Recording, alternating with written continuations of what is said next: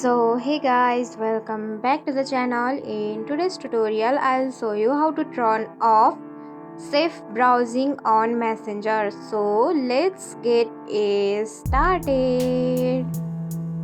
At first, make sure you have the Messenger app downloaded from Google Play Store or App Store, and also make sure that you have logged into your account. So let's open it.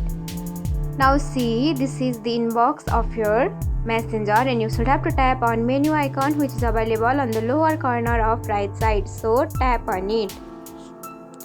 Now tap on setting icon which is available on the top bottom of your screen, and scroll down and tap on privacy and safety,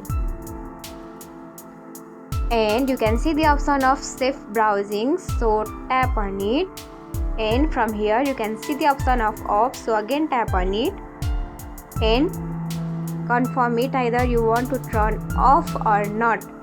And that's it. If you found this tutorial helpful, don't forget to like, comment, share, subscribe, and also hit the bell icon for more easy tutorials. I'll see you in the next video. Till then, bye bye, take care, have a great day.